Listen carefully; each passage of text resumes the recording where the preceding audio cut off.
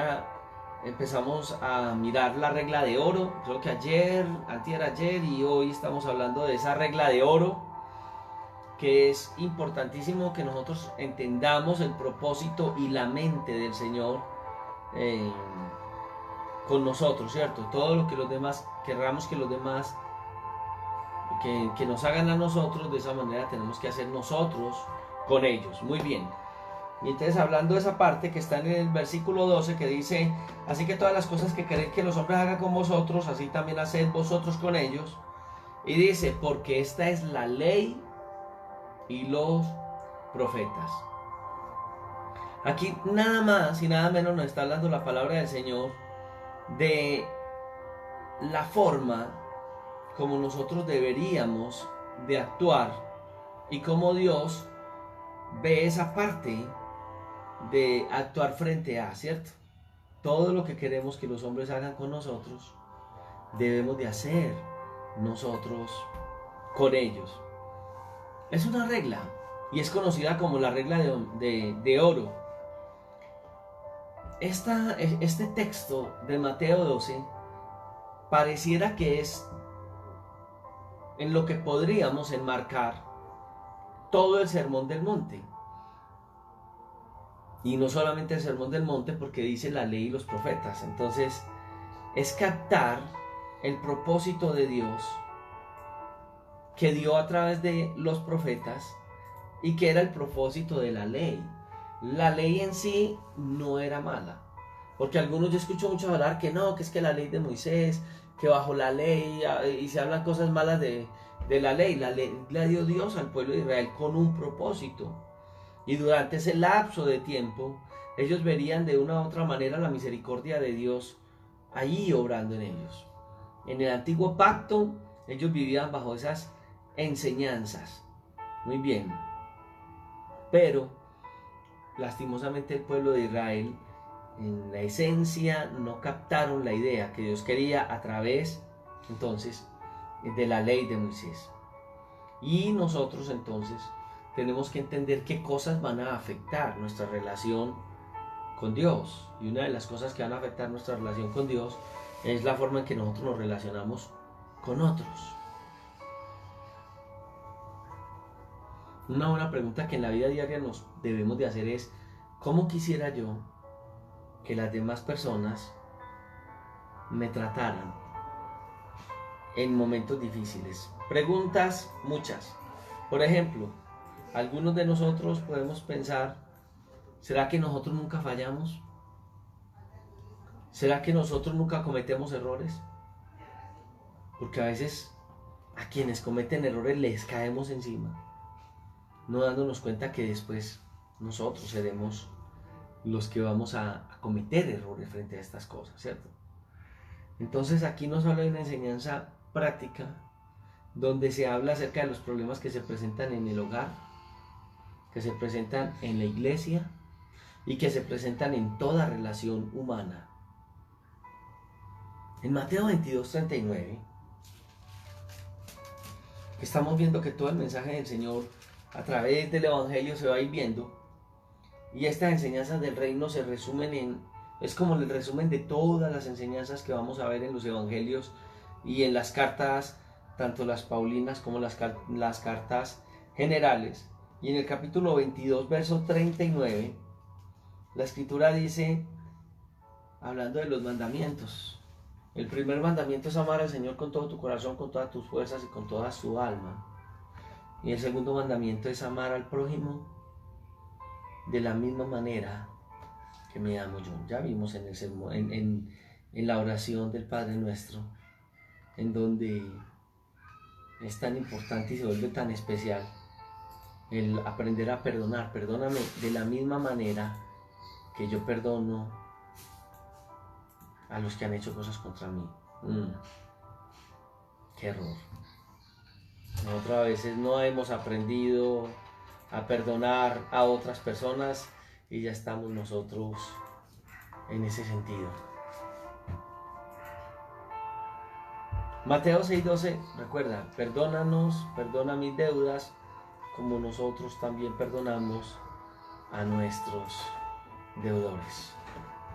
Muy bien. Primera de Juan capítulo 4, versículo 8, nos va a hablar de ese amor que debemos tener hacia los demás.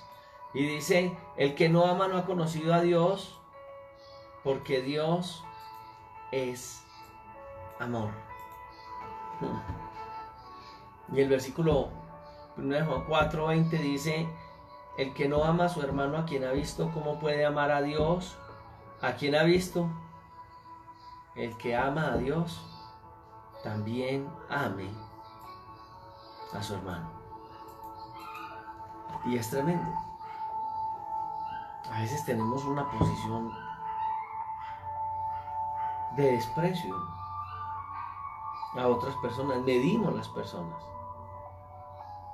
Hay un coro muy viejo, yo no sé si todavía te acuerdas de él, si eres de los de antes o de pronto lo has escuchado,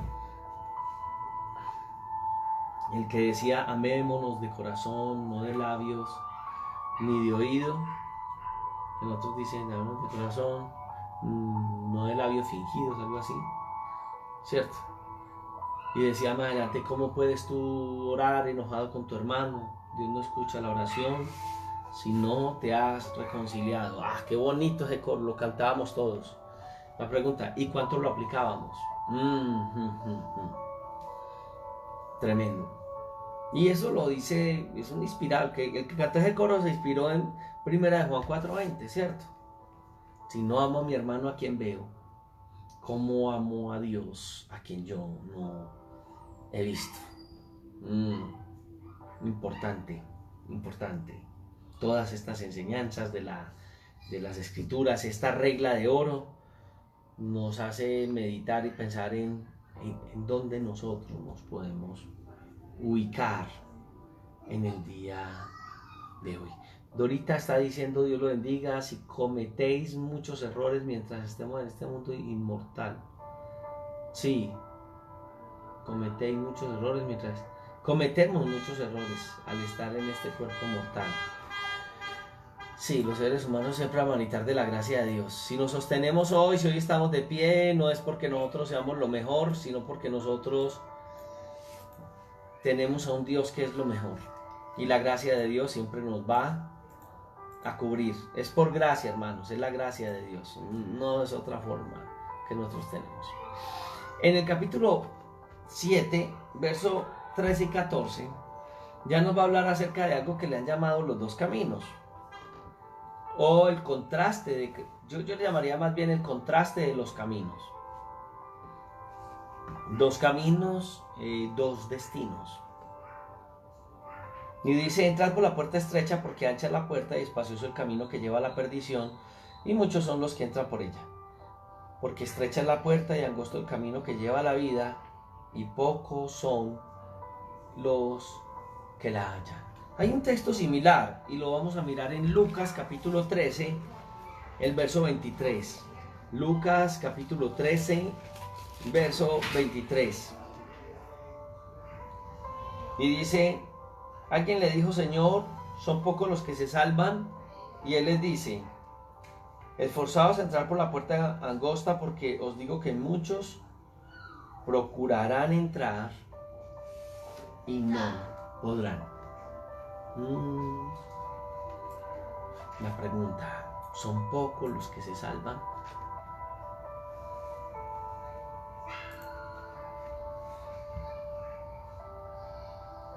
Escuchaba yo ahorita una enseñanza sobre el buen pastor, le hemos dado en la iglesia, y el expositor hablaba dice que aunque ande en valle de sombra de muerte, y él colocaba la posición en la ilustración que él decía que era que para llevar las ovejas tenían que pasar por un valle peligrosísimo que le llamaban de sombra de muerte porque era demasiado estrecho y las ovejas podían irse por ahí. El valle de sombra de muerte. También conozco el valle que la historia del valle de sombra de muerte es que también habían animales peligrosísimos y era oscuro porque era un valle y las ovejas siempre habían peligros al estar ahí, peligros al pasar con las ovejas por ese espacio, pero el pastor las pasaba. Por lo regular podría perder alguna oveja en el valle de la sombra de muerte. Y él se coloca como oveja y dice, aunque ande en valle de sombra de muerte, no temeré mal alguno. En cuanto a la salvación, son pocos los que hallan la salvación. El Señor dice, esfuércese por caminar por la puerta angosta. Esfuércese. O sea, hay una forma de hacerlo, ¿cierto? Esforzándonos por entrar por esa puerta, que es una puerta angosta. Y qué bendición que nosotros podemos caminar junto con Él por la puerta angosta. Muy bien. Todos los seres humanos vamos a tener que escoger caminar por alguna de las dos puertas que nos van a llevar a alguno de sus destinos.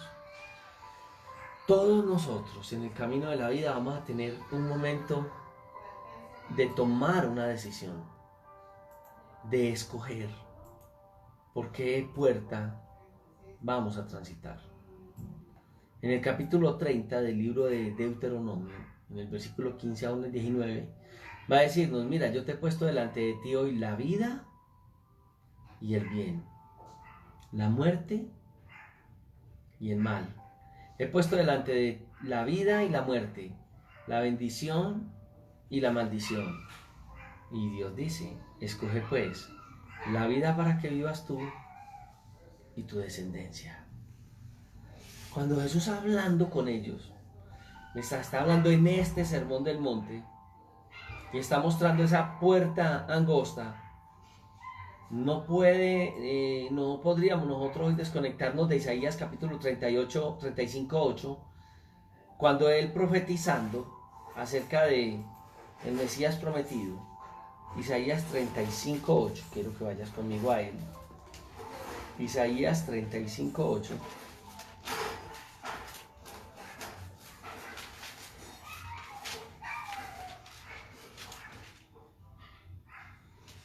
Porque está hablando de ese reino que Dios iba a traer. Estamos hablando del reino de Dios. Mateo 5, 6 y 7 habla del reino de Dios. Isaías habla de ese reino de Dios. Y en el verso 8 dice, y habrá allí calzada y camino, será llamado camino de santidad. No pasará inmundo por él, sino que él mismo estará con ellos. El que anduviera en este camino, por torpe que sea, no se extraviará. El mismo camino.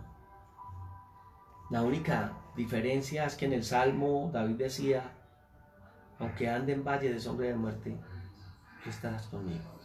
Tu vara y tu callado me infundirán aliento. En el capítulo 9 de Hechos, el escritor de Hechos de los Apóstoles, pues Lucas, nos va a hablar acerca de algo referente a esto, porque nos está diciendo en el capítulo 9, en el verso 2,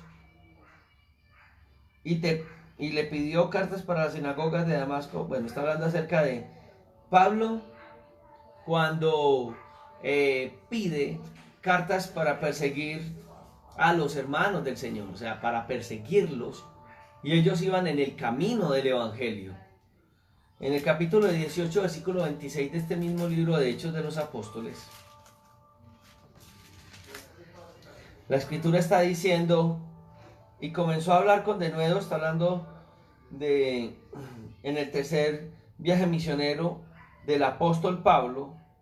Bien, en el versículo 26 que dice, y comenzó a hablar con denuedo en la sinagoga, pero cuando le oyeron, Priscila y Aquila le tomaron aparte y les pusieron más exactamente el camino del Señor. Está hablando del camino en el que estaba caminando Apolos, y mencionan ese camino, ¿cierto? El camino del Señor. Ellos lo escucharon, ellos vieron que a él les faltaba un poquito más de conocimiento, pero lo que aquí más queremos hacer ver es lo que el texto está hablando. El camino es el Evangelio.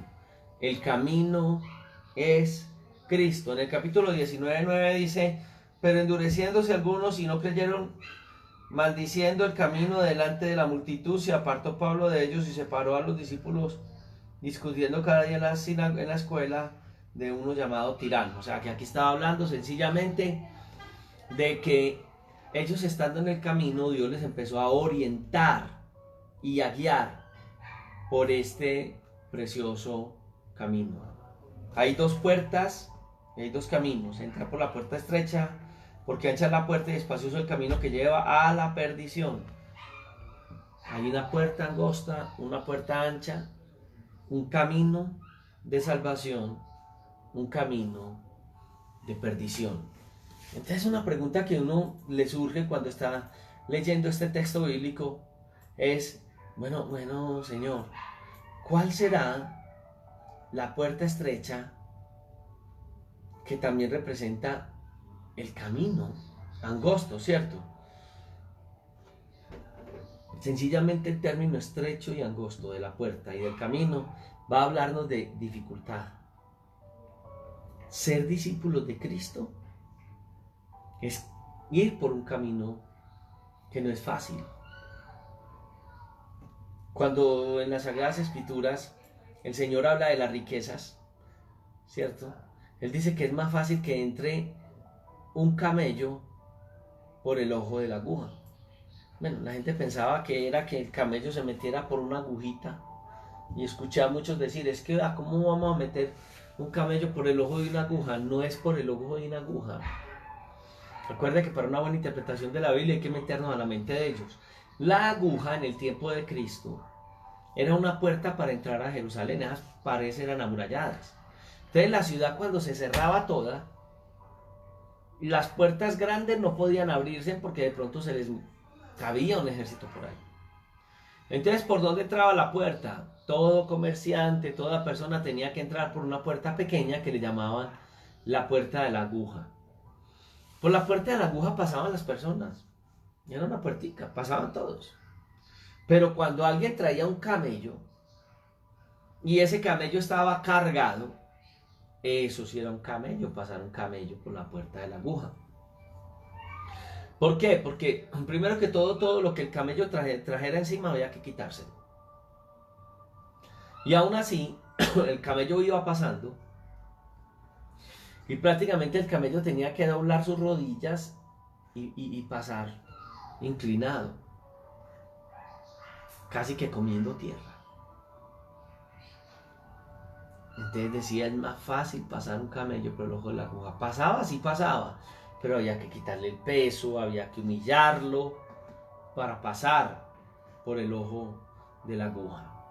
Entonces aquí está hablando de la dificultad para muchos, porque muchos quieren caminar o estar en el camino del Evangelio sin dejar sus cargas, sin soltar sus cargas, sin entregarle sus cargas al Señor. Y esa es la gran dificultad. Nadie puede, sin soltar sus cargas, pasar por el ojo de la aguja. Hay que soltar las cargas. ¿Quieres disfrutar de las bendiciones de Dios? Suéltale las cargas a Él. He dado una ilustración desde Juan 2 o 3. Los niños pequeños brincan y el padre dice, tírese de allá, y se tiran. Si a uno a estas alturas de la vida, si a mí me dijera alguien tírese, que yo lo atajo. Yo digo, yo peso, ay Dios mío, 80 kilos, esta gente no va a ser capaz con eso. Me deja caer. Yo ya no lo haría. Era más fácil cuando era niño, ¿cierto? También el camino de la vida daña el corazón del hombre. Lo vuelve desconfiado. En la confianza en Dios. Entonces hay mucha gente que dice, creo en Dios, mas no le creo a Dios. Dios puede romper cualquier cadena, la puede romper. Puede orar de cualquier manera, lo puede hacer. Pero se necesita confianza total en Dios. En Mateo 5:22 dice la Sagrada Escritura, vamos a leer hasta el 24. Yo os digo que cualquiera que se enoje contra su hermano será culpable de juicio, y cualquiera que diga eso a su hermano será culpable ante el concilio, y cualquiera que le diga fatuo quedará expuesto al infierno de fuego.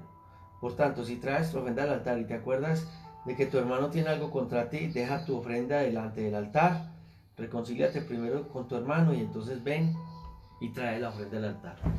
Es muy fácil nosotros hablar de Dios y decir que nos acercamos a Dios. La dificultad va a estar en nosotros estar dispuestos a soltar esas cargas,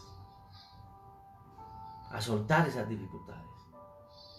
Es factible que cuando veníamos al templo, entrábamos al templo y dejábamos ahí. Hace muchos años, cuando yo comencé con los programas de rehabilitación para adictos, bueno, realmente el que los comenzó fue mi papá. Yo después trabajé con otros programas. Pero estando con mi papá, él en la placita de Flores recibía indigentes de la calle. Entonces los indigentes que venían a la placita de Flores, lo que hacían era que en la entrada todos podían traer sus fardos, sus bultos. ¿Y qué había en los bultos, hermanos? Si usted supiera lo que encontramos en esos bultos. ¿Y por qué digo que lo encontraban? Porque ellos podían dejar sus bulticos ahí. Y mientras nosotros estábamos en el culto, pues el salón donde quedaba la iglesia era una particularidad. Porque de día el salón se convertía en todo. Era el área social donde trabajábamos y hacíamos todo. En los cultos, pues la gente asistía al culto. Y el mismo lugar donde se trabajaba de día, pues las bancas se traían y se extendían. Y ahí se hacía el culto. Y después de que terminaba el culto, pues esas bancas se tenían que recoger todas. Y eso era un salón y alrededor habían habitaciones. Y se sacaban las colchonetas de las habitaciones y se regaban por todo el salón y las piezas. Y ahí se dormía. Era la forma de la corporación. Pero lo que veíamos con los indigénticos es que ellos traían deje ahí el bultico. Llegamos a encontrar en bultos, bueno, mientras el culto, de esos bultos salían cucarachas, de esos bultos salían hormigas, hasta carangas. Eso no lo sabe, sino las carangas las conoce o la gente que vivió en los pueblos donde había mucho ganado y esas cosas, o la gente que vive del desaseo. Eso había en los bultos. Entonces cuando los indigentes estaban ahí, nosotros dejamos de estar ahí, algunos se podían bañar y podían comer en la fundación. Pero había un momento donde se les decía, si quieren quedarse aquí, ¿me puedo quedar? Sí, pero venga, si quieres quedarte, nos muestras qué tienes en ese bulto. ¿Para qué? Pues para que salga bote lo que no va a servir, porque ya sabíamos que en esos bultos hasta droga había, entonces sácalo. Y lo que había eran ropa sucia de meses, hasta papeles higiénicos usados, alambres. No falta el que cogía todo lo que encontraba en la calle, bolsitas y cosas, y cuanta basura encontraba le echaba al bultico y cargaban esos bultos para arriba y para abajo. ¿Sí crees que hay personas que no se dejaban ayudar en el centro de rehabilitación porque tenían apegados a 3 alambres viejos que ni servían? Otros sí, otros botaban eso. El dejar esas cargas. Bueno, los indigentes, no, nosotros. Cuando llegamos al Señor podemos tener cargas. Hay que botar esas cargas. Esos apegos. Esas situaciones en las que nosotros vivimos que no nos van a dejar tener paz. Eso hay que soltarlo. Si queremos ver la gloria de Dios en nosotros, hemos cogido un camino. Ese camino o esa puerta angosta, estrecha, nos va a indicar esas cosas. Necesitamos soltar todo lo que nos va a impedir crecer para Dios. Por eso lo está diciendo de esa manera. Y dice el que se enoje aún con su hermano. ¿Cuántos de los que estamos acá escuchando esto tenemos situaciones hacia familiares, hacia personas, cargas? Esas cargas hay que sacarlas. No pueden haber resentimientos ni rencores hacia personas. Dice que Que el que le diga necio o fato a su hermano, ya habíamos visto este pasaje, pero lo tenemos que volver a tocar. Es culpable. Es culpable ante el concilio. Solamente decirle fato, necio. No digamos otras cosas que la gente le dice a otros.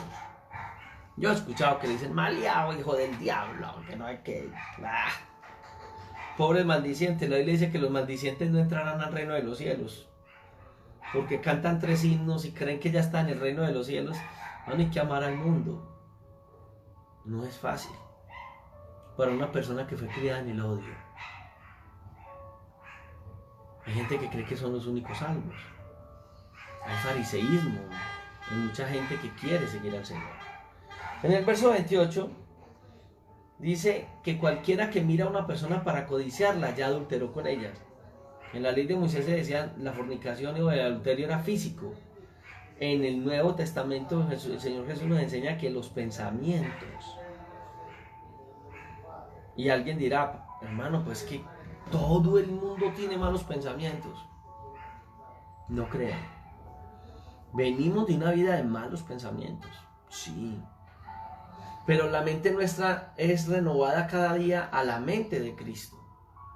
Hay cosas que hacíamos antes que ya no están en nuestra mente. Algunos hasta se nos olvida situaciones que vivíamos en eso. Siempre el ser humano va a tener una lucha para que el Señor se glorifique permanentemente en su vida. Pero esos tipos de cosas van a desaparecer.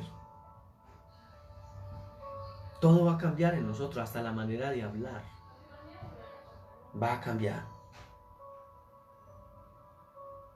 Ese capítulo 5 de Mateo, como que al retroceder, ¿cierto?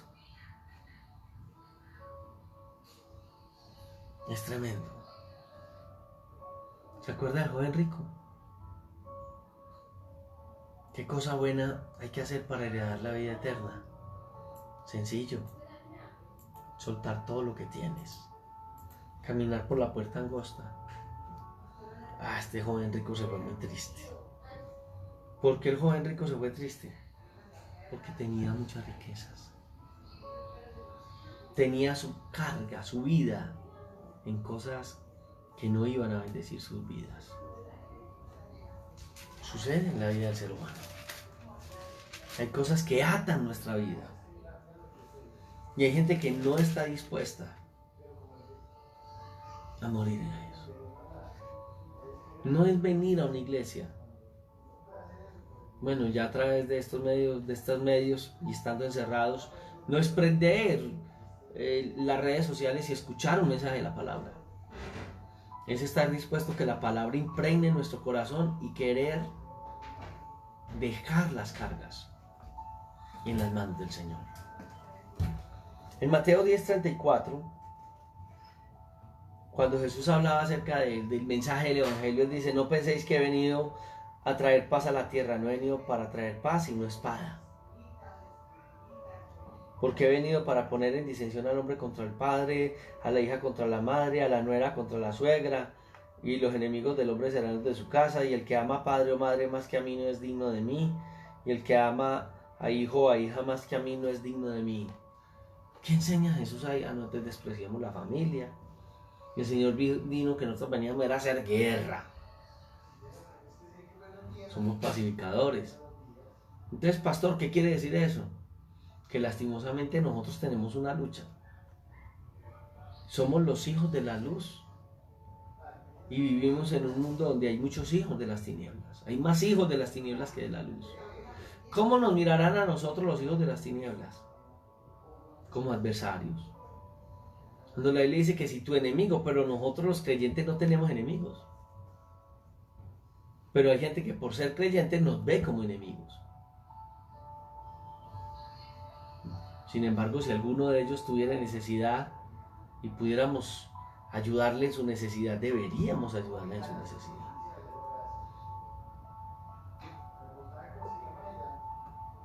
Es fácil dejar todo para seguir al Señor. Sentimientos, ellos se levantarán contra nosotros. Jesús, cuando lo maldecía, él bendecía. Y tú y yo estamos llamados a lo mismo. Que nos maldicen, bendecimos. Que nos hacen mal, a esos que nos hacen mal, hay que hacerles el bien. Raro, ¿cierto? Raro. Porque lo normal del mundo es que si a una persona la alcanzan haciendo cosas que a la gente le desagrada, es factible que esta persona termine aporreada, golpeada. ¿Cómo terminan los que roban? Golpeados. Pero yo le hago una pregunta. ¿Y si esa persona que roba, que es cogida por el vecindario y golpeada, hay un cristiano viendo eso? O al cristiano fue al que le robó y le dice, vea, ahí está, cójalo, hágale lo que quiera. ¿Qué tal un cristiano golpeando a una persona? Bueno, yo conozco unos que dicen ser cristianos y lo hacen. Ah, de malas, ese me robó. Lleve. Ah, sí. No hay un esfuerzo por entrar por la puerta angosta. Esa naturaleza humana, y que la Sagrada Escritura la llama diabólica, gobierna muchos corazones. No puede gobernar el nuestro. No puede gobernar el nuestro. Imagínense. La Biblia dice que al que me haga mal hay que devolver ese mal por bien. Si él me hace bien, yo le hago bien. No es fácil en la naturaleza humana.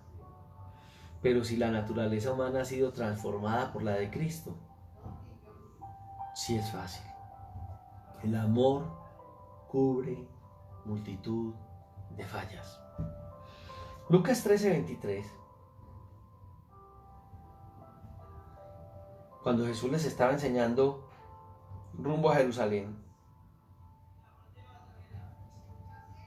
y le preguntan a Jesús acerca de esa salvación, y le dicen al Señor, Señor,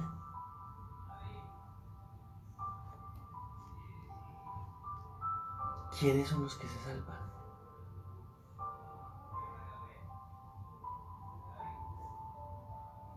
Son pocos los que se salvan. Y el Señor contesta, esforzaos a entrar. No, la salvación no la compro. Pero para que yo disfrute de la salvación, debo de hacer algo. El término esforzaos viene de un término griego que es agonimosai. Agonizomai, que es luchar agonizando. Luchar en agonía. No es fácil. Bueno, hay un dicho en el ejército que dice que si el entrenamiento es tan duro, tan fuerte, la guerra parece un juego. El entrenamiento debe ser el duro para que la lucha sea más suave. Nuestra vida debe ser una vida de lucha, de esfuerzo, de morir. No es en nuestras fuerzas, es en la fuerza de Dios. Pero es aprender a morir estando en las manos de Dios. Es aprender a estar en la presencia de Dios hasta recibir de Dios una gran bendición. Primera de Corintios dice que todo el que lucha de todo se abstiene. ¿Se acuerda de Jacob en el Antiguo Testamento? En el momento que Jacob se encuentra con el ángel de Jehová, con Cristo, y dice que lucha con él toda la noche. Y lo que este hombre Jacob le decía al ángel del Señor era, no te suelto hasta que no me bendigas. No te soltaré hasta que no me bendigas. Y ya rayaba el alba, o sea, fue toda la noche un hombre luchando contra un ángel. Y más cercano es con el mismo Cristo. Suéltame que ya raya el alba. Fue descaderado. Qué lucha tan tremenda la de Jacob. Qué valentía la de Jacob. No te suelto hasta que no me bendigas. Hay que luchar por un objetivo. Ningún deportista pelea fácil. Bueno, les quiero contar que cuando yo era un muchacho, mi papá toda la vida fue muy dedicado al deporte, toda la vida. Y mi papá a nosotros, y cuando digo nosotros estoy hablando de mi hermana y yo, somos dos hermanos, nos obligaba a hacer deporte. Entonces todos los santos días teníamos una hora mínima, era más de una hora, de gimnasia. Todos los días hacíamos una hora de gimnasia. Y en las mañanas nos levantábamos a primera hora, 5:30 de la mañana, y trotábamos. Lo normal en un ejercicio era, si los que viven en la ciudad de Medellín, nosotros vivíamos por los lados de San Cayetano, y trotábamos, cogíamos la autopista por la Universidad de Antioquia, dábamos la curva al puente y íbamos y trotábamos íbamos al estadio, le dábamos la vuelta y debíamos de volver a San Cayetano. Y como mi papá era atleta, él siempre iba o atrás de nosotros, y cuando ya veía que nosotros cogíamos la ruta, entonces seguía y nos contaba con cronómetro, y el que llegaba más tarde, ahí para. Era mejor llegar al lado de él. Todos los días. Era un gran esfuerzo. Era una lucha. Y participar de maratones. Teníamos continuamente que ir desde Aranjuez hasta Girardota, 24 kilómetros,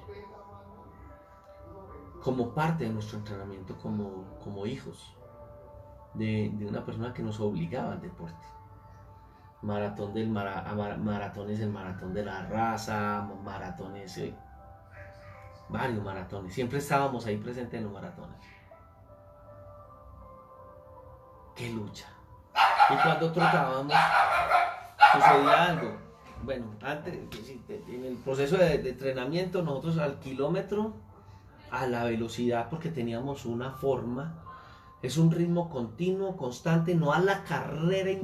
Gente que sale a la carrera, a la cuadra, ya están cansados, pero era un ritmo muy fuerte. Y al kilómetro uno ya el cuerpo como que llegaba un momentico de kilómetro y medio, 2 kilómetros, ya el cuerpo estaba, y llegaba unos 6 kilómetros y el cuerpo estaba cansado. Y llegaba un momento como la barrera de un dolor. Teníamos que pasar la barrera del dolor. Cuando pasaba la barrera del dolor, que era un dolor físico, ya podíamos correr lo que quisiéramos. Ya el cuerpo se acostumbraba al dolor. Ya era, entre comillas, fácil, porque teníamos el estado físico, los músculos desarrollados. Habíamos pasado la barrera del dolor. Leo yo, por ejemplo, a Job. Esta mañana hablamos de Job, ¿cierto? No voy a hablar de lo que hablé esta mañana. Pero viendo a Job, lo mismo, una lucha. Viendo a Pablo, una lucha. Pablo coloca el ejercicio como parte de la vida cristiana, ¿cierto? Es esa lucha. Pero hay un objetivo. Es más fácil cuando uno corre sin que lo forcen. Lo hace por amor, pero por un objetivo. Vale la pena luchar por eso. Nosotros hoy nos colocamos en las manos de Dios, pero luchamos porque queremos un objetivo. Ningún atleta llega a ser bueno si no se esfuerza. Veo estos competidores colombianos, ¿cierto? La ciclista antioqueña, la paisa, Mariana. ¿Usted cree que Mariana es muy de buenas? Que ella es la mejor porque decidió ser la mejor y tiene características de la mejor. Igual que Mariana, ya habrán muchas. Pero su lucha y su esfuerzo la llevaron, la llevan o la llevarán, no sé, a lo que ella es. Estoy hablando de gente que conocemos acá en Antioquia. La vida cristiana es igual. Nosotros caminamos y tenemos que entender que vamos a caminar por una puerta estrecha. Vamos a dejar todo en el esfuerzo. ¿Van a venir momentos de penalidades? Sí, van a venir momentos de penalidades. Son cosas usuales a la lucha de nuestro ejercicio espiritual. Lucas capítulo 13, versículo 24, dice: esforzaos a entrar por la puerta angosta, porque os digo que muchos procurarán entrar y no podrán. No dejarán ese fardo, no dejarán esa carga. Recuerde que la puerta de la aguja, aquí es la puerta angosta, pero la puerta de la aguja en el caso de Jerusalén, tenían que despojar al camello de todo y casi que comer tierra para pasar. En Colosenses capítulo 1, el verso 29, dice la Sagrada Escritura: para lo cual también trabajo, luchando según la potencia de Él, la cual actúa poderosamente en mí. Está hablando el apóstol Pablo acerca de la iglesia, que es un ministerio escogido desde la época pasada, y él está hablando acerca de Dios nos dio a conocer las riquezas de su gloria y nosotros luchamos en esto que Dios nos ha dado, y dijo que por eso nosotros diariamente luchamos y trabajamos y peleamos. En 1 Timoteo 6:12 nos habla acerca de pelear la buena batalla de la fe, echando mano de la vida eterna. En 2 Timoteo capítulo 4, eso es en primera, ya en 2 Timoteo 4:7, la Sagrada Escritura dice: he peleado la buena batalla. Entonces el Nuevo Testamento va a utilizar peleas, carreras, para hablar de este conflicto que nosotros tenemos entre la naturaleza pecaminosa y la victoria que tenemos en Dios. En 1 Corintios capítulo 9, versículo 27, el apóstol Pablo nos va a decir: golpeo mi cuerpo y lo pongo en servidumbre. Y lo que está utilizando Pablo son términos del boxeo. Es una intensa lucha la que yo sostengo, porque dentro de mí hay una batalla que se libra entre la carne y el espíritu. En 1 Pedro capítulo 4, en el verso 18, dice: y si el justo con dificultad se salva, ¿dónde aparecerá el impío y el pecador? ¿Qué dice la Biblia? Con dificultad el justo se salva. Entonces, ¿ser cristiano es andar en el camino angosto? No, no lo es. Es más, en el capítulo 11 vamos a encontrar algo aquí en Mateo bien tremendo, que dice que mi yugo es fácil y ligera mi carga. Hay una lucha. La ventaja de esta lucha es que en el Señor es más fácil. Dice que en 1 de Juan 5:3 dice que los mandamientos de Dios no son gravosos. Habla de yugo, habla de carga, y gracias a Dios, cuando está hablando acerca de esto, está hablando acerca de aprender a someternos a la autoridad de Él. Los mandamientos de Dios no van a ser tan difíciles cuando tenemos al Señor en el corazón. Cuando yo me enamoro de mi esposa Damaris en noviazgo, sucede algo, y es que yo había tenido, ahí me han regalado, había comprado, había conseguido una camisa de esas que trae ecuatoriana. En esa época era una muy linda, cosida como a mano, y me encantaba esa camisa, manga larga. Y varias personas me han dicho: qué camisa más fea. Oiga, lo más lindo, yo me veía súper titina con esa camiseta. Esta es la mejor camisa, perdón. Y sabes que siempre me gustó y yo siempre la llevé. Nunca me despojé de ella. Mi mamá también, todo el mundo me decía: salga de ella, y yo no salía de ella. El día que mi novia, que hoy es mi esposa, me vio puesta esa camiseta, me dijo, ay César, qué camiseta, ¿te puedo decir una cosa? Ah, sí, Damaris, claro, dígame, no hay ningún problema. Esa camiseta tan feíta, ¿cierto? ¿Cómo? Que esa camiseta tan feíta. Sí le parece feíta, sí. Ah, bueno. Cuando llegué a la casa, esa camisa, perdón, era camisa. Cuando llegué a la casa, esa camisa se convirtió en el trapito de sacudir de la casa. La volví pedazos, la dividí en varios pedazos. ¿Qué tuvo Damaris que no tuvo mi mamá o mi hermana o otras personas hacia mí? A mí me dolía que los demás me dijeran déjela, pero cuando la persona indicada me lo dijo, no me costó, porque era más el amor que yo tenía por ella que el amor que yo tenía por la camisa. Aunque seguir al Señor no es fácil para el mundo, aunque es un camino angosto, el amor de Dios cuando nos cubre permite que esa carga no sea tan grande de llevar. Él quiere que nosotros entreguemos la carga, porque sea como sea, el camino angosto es más difícil que el camino ancho, y tú y yo estamos llamados